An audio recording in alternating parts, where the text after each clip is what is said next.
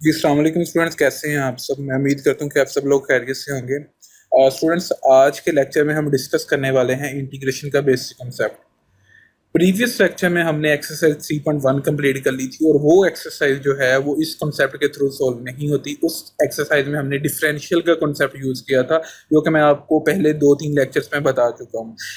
आज का जो लेक्चर है, इस लेक्चर से आपका जो इंटीग्रेशन का मेन पोर्शन है वो स्टार्ट होने वाला है, क्योंकि आपकी जो जितनी भी नेक्स्ट एक्सरसाइजेज हैं, एक्सरसाइज 3.2, 3.3, 3.4, वो इस कॉन्सेप्ट के थ्रू सोल्व होने वाली है। ठीक है, तो ये कॉन्सेप्ट बेसिक कॉन्सेप्ट है। सिर्फ यही लेक्चर नहीं, इससे जो नेक्स्ट जो भी लेक्चर्स आएंगे जिनमें मैं आपको मुख्तलिफ फंक्शंस का इंटीग्रेशन सोल्व करना सिखाऊंगा, इंटीग्रेशन का बेसिक कॉन्सेप्ट बताऊंगा मुख्तलिफ फंक्शंस के लिए, वो सारे जितने भी लेक्चर्स होंगे मैं साथ साथ आपको बताता चलूंगा।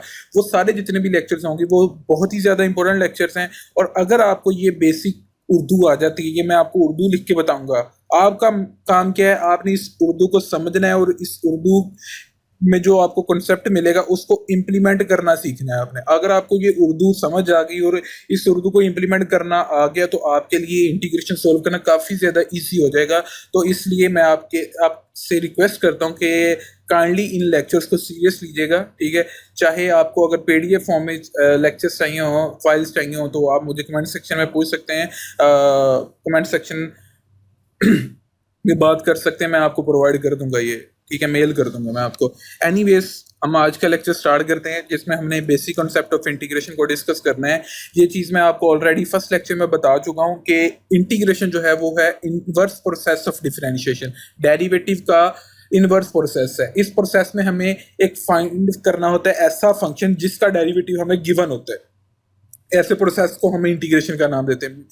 यानी कि आप अगर किसी फंक्शन की इंटीग्रेशन सोल्व कर रहे हैं, मान लें कि आप कोज एक्स की इंटीग्रेशन सोल्व कर रहे हैं, तो ये कोज एक्स फंक्शन नहीं है, जनरल फंक्शन नहीं है, ये फंक्शन किसी फंक्शन का डेरिवेटिव है। कोज एक्स ये ट्रिग्नोमेट्रिक फंक्शन, ये किसी फंक्शन का डेरिवेटिव दिया गया आपको, आपने वो फंक्शन सोचना है जिसका ये आपको फंक्शन डेरिवेटिव दिया गया। ठीक है, तो मैंने ये फर्स्ट पॉइंट आपके लिए यही लिखा है कि भाई आप जब भी किसी भी फंक्शन का इंटीग्रेशन सोल्व करना चाहेंगे, किसी भी फंक्शन, मैंने यहाँ पे ये नहीं लिखा कि ये सिर्फ ट्रिग्नोमेट्री के लिए, अगर आप किसी भी फंक्शन की इंटीग्रेशन सोल्व करना चाहेंगे तो सबसे पहले यही चेक करेंगे कि ये फंक्शन किस फंक्शन का डेरिवेटिव लेकर आता है या किस फंक्शन का डेरिवेटिव लेकर बनता है। हम यही एग्जांपल लेते हैं, कोज एक्स की इंटीग्रेशन सोल्व करनी है हमें, तो हम ये देखेंगे कि भाई कोज एक्स फंक्शन किस फंक्शन का डेरिवेटिव लेकर आता है। तो उसके लिए आपको derivative formulas of trigonometric functions याद होने चाहिए, जो कि हमने चैप्टर नंबर 2 में डिस्कस किए थे। चैप्टर नंबर 2 का इसके साथ इंटीग्रेशन के साथ बहुत ज्यादा लिंक है, तो आपको चैप्टर नंबर 2 का बेसिक कॉन्सेप्ट आना चाहिए।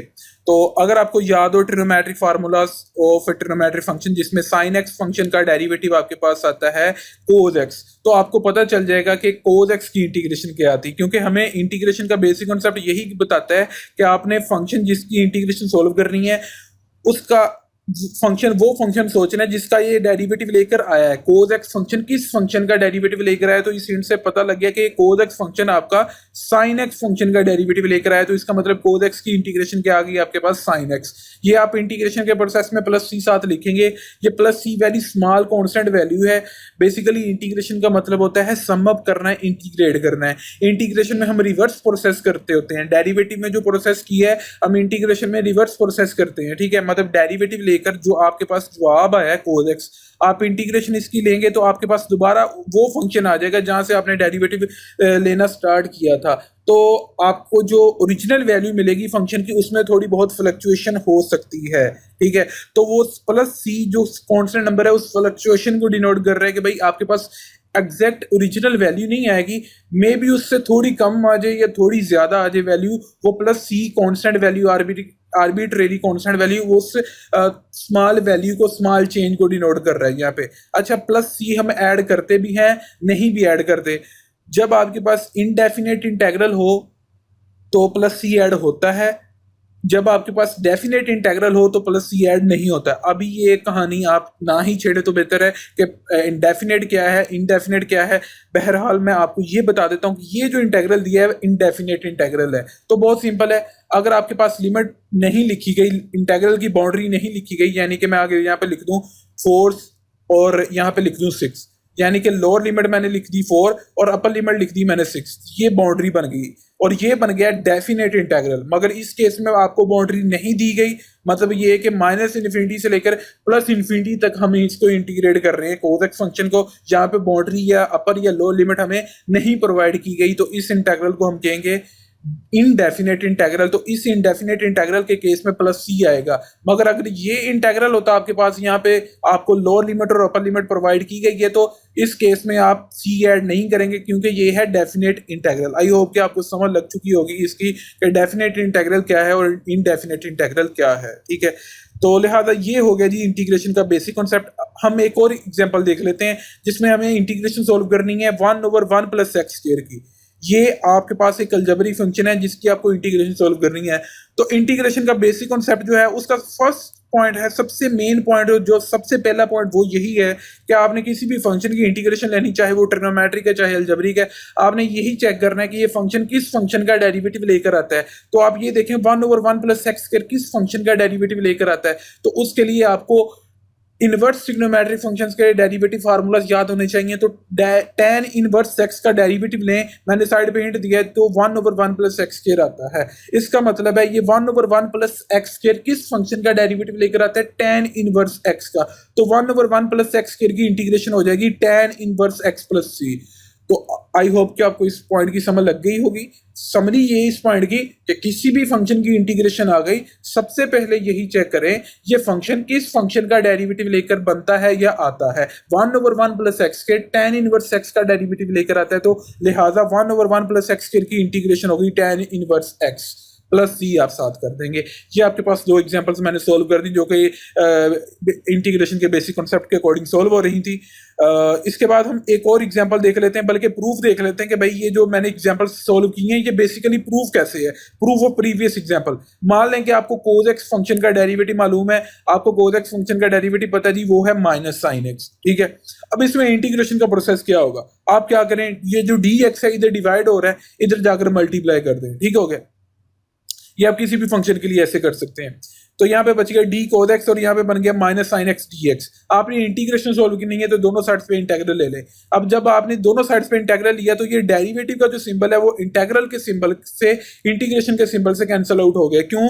क्योंकि इंटीग्रेशन और डेरिवेटिव दोनों एक दूसरे के रेसिप्रोकल है, इनवर्स प्रोसेस है। ठीक है, तो डेरिवेटिव इंटेग्रल के साइन से कैंसिल हो गया, तो यहाँ पे लेफ्ट साइड में तो सिंपल बच जाएगा cos x और यहाँ पे माइनस बाहर निकाल दिया गया, माइनस का कोई अमल दखल नहीं है, साइन एक्स की इंटीग्रेशन ली गई। ये आपको डिनोट कर रहा है dx साथ, ये डिनोट कर रहा है कि भाई आप sin x की इंटीग्रेशन सोल्व करना चाह रहे हैं with respect to x variable. जैसे कि आप डेरिवेटिव लिखते थे ना d/dx, ये आपको डिनोट करता था कि आप डिफरेंशिएट करना चाह रहे हैं x वेरिएबल के हिसाब से। तो यहाँ पे इंटेग्रल और ये साथ dx लिखा गया और दरमियान में ये फंक्शन लिखा गया। इसका मतलब ये है कि sin x को आप इंटीग्रेट करना चाह रहे हैं with respect to x variable. ठीक हो गया। अगर यहाँ पे t लिखा होता तो इसका मतलब है आप sin t को, यहाँ पे फिर ये नहीं होना था sin x और यहाँ पे dt लिख देता, ये फिर तजाद हो जाना था। ये कॉन्फ्लिक्ट नहीं हो सकता, वेरिएबल का कॉन्फ्लिक्ट यहाँ पे नहीं हो सकता। आप यहाँ पे अगर sin t यूज करते तो यहाँ पे dt होता। ठीक है, अगर यहाँ पे आप sin z यूज करते, z जिसको आप बोलते हैं, तो यहाँ पे dz या कह लें dz होता है यहाँ पे। ठीक है, तो फंक्शन में जो वेरिएबल इन्वॉल्व होगा इंटीग्रेट भी आप उसी वेरिएबल के हिसाब से करेंगे। sin x है तो आप dx यूज करेंगे। यहाँ पे ये शो कर रहा है कि आप sin x की इंटीग्रेशन dx यानी कि x के हिसाब से सोल्व करना चाह रहे हैं sin x की इंटीग्रेशन। एनीवेज यहाँ पे ये जो डेरिवेटिव का साइन है इंटीग्रल के साइन से कैंसिल आउट हो गया, यहाँ पे cos x बच गया। ये जो माइनस का साइन आप लेफ्ट साइड पे उठा के लें तो इसका मतलब है sin x की integration minus cos x plus c हो जाएगी। इसको मैंने हाईलाइट किया है कि sin x की इंटीग्रेशन क्या हो जाएगी, minus cos x plus c।